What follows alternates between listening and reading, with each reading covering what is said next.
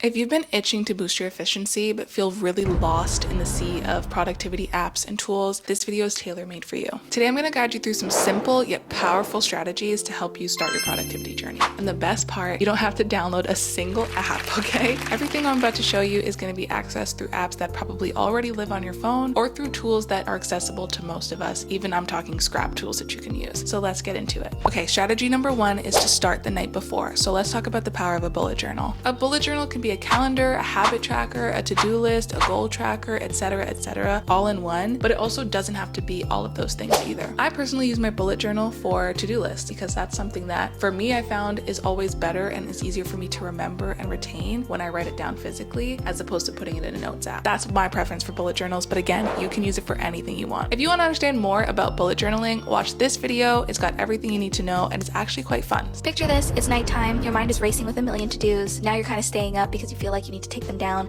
and you're just constantly thinking about them, but then you don't put them down anywhere, so you're just staying up and then you wake up in the morning only to forget them anyways.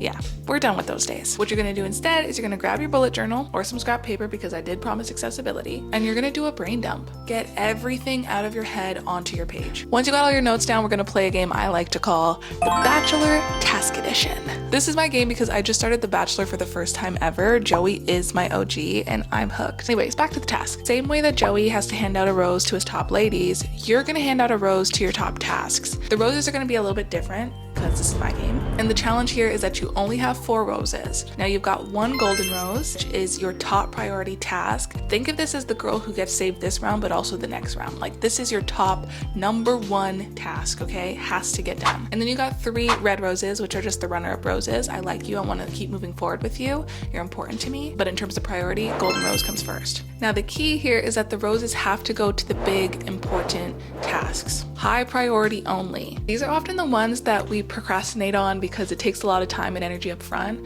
but they're also usually the ones that help propel us forward towards our goals way faster than anything else on our to-do list. Now you might be panicking and thinking, oh my god, I just word vomited 30 different things on my to-do list. How am I gonna get them all done? I don't know what to do. Chill. I have been where you are, and I can tell you that the best thing about this process is that it's gonna shift your mindset from this panic mode, always need to do everything all the time, every single day mindset, into the golden rose mindset, which is gonna allow you to actually be intentional about what's important to you and focus on your priority. Okay, it's 2024. We're only spending time on the people, places, things that are gonna push us forward in life. Golden rose mindset, that's what I'm calling it, that's what I'm coining it. That's gonna help you do that, period. So really it's about your priorities and thinking about what is it that I want in life and which one of my to-do list things is gonna get me one step closer to that. And that's how we stay intentional throughout this whole process. It doesn't mean you'll never get to complete the lower level tasks. It just means that you're always gonna complete the high priority ones first. So you either get the most important things done or you get them all done. It's literally a win-win. A quick question to the audience, what's one task that you've been putting off that you think deserves a golden rose? Let me know in the comments. Now that you know what to do, it's time to figure out when you're gonna do it. Let's talk about time blocking. All of the productivity junkies, including myself, know that living by a calendar is the best way to go, but honestly, I'm letting you in on a secret here, it is quite the overhaul. Like that is not an easy feat. Sure, jotting everything down in a calendar is great, but then if you never follow the calendar or use it as your Bible, then you have a bunch of reminders in a calendar that you don't see and then you never do and you're just continuing to procrastinate. And it's almost like you've made this whole calendar just to not follow it, and then it just becomes extra work and it's useless. I'm currently in the process of rejigging my calendar. So once I've got mine set up, I'll definitely share a video with you guys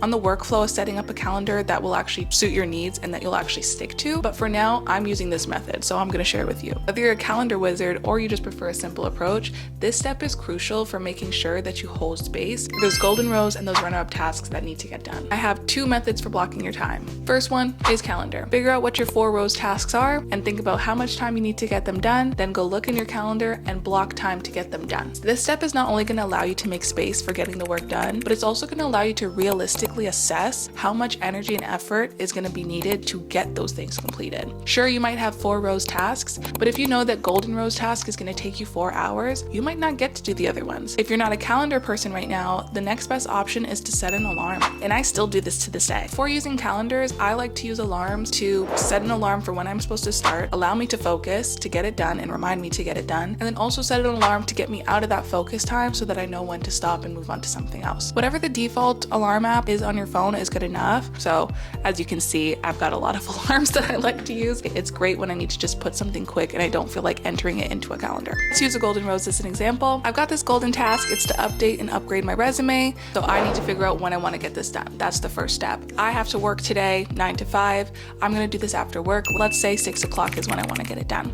I like to set my alarm for 15 to 10 minutes before the actual start time so that I know, okay, I've got 10 minutes to finish watching the show, or I've got 10 minutes to clean up a little bit and set up my desk. I also need to know how long you're going to do it. So I want to spend 2 hours tonight working on my resume. So that means I'm going to be finished at 8. I like to set an alarm for 10 minutes before my end time. And that's just because like when I do get focused, I could be sitting down and then 5 hours will pass. Now I didn't make dinner. Now I haven't eaten. Now I haven't showered. Now I feel flustered again. So you got to know when you start. You got to know when you end. Based on these two methods, which one seems more realistic for you guys? Alarm method or calendar method? Let me know. Another major thing to consider when you're blocking your time is your energy. I'm someone who can be focused all morning, but once I eat my lunch, we're done. Lackadaisic. So when I plan my time, I save my high energy tasks for the morning and my low energy tasks for the evening. Now, prioritizing based on your energy is definitely a privilege, especially if you are part of the 9 to 5 group like myself. We don't always get to book things when we have the most energy to do them. So be realistic. If you can prioritize your energy like on weekends, do that.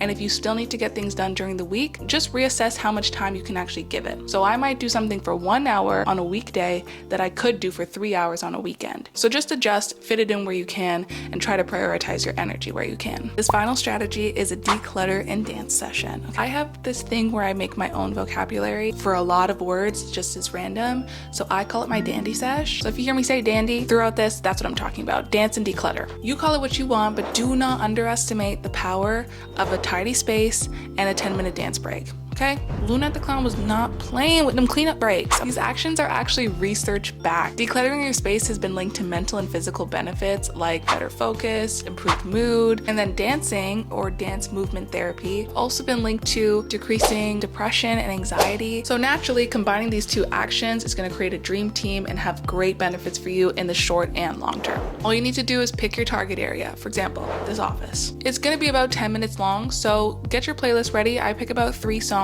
or if you like Frank Ocean Pyramid, there's a 10-minute song for you. You can play 1 song. Press play, clean your area, and when the last song plays, you know that you're done. I have no dance training, okay? You don't need it. All you gotta do is shake some ass and tell me that you don't feel better at the end of it. Just tell me.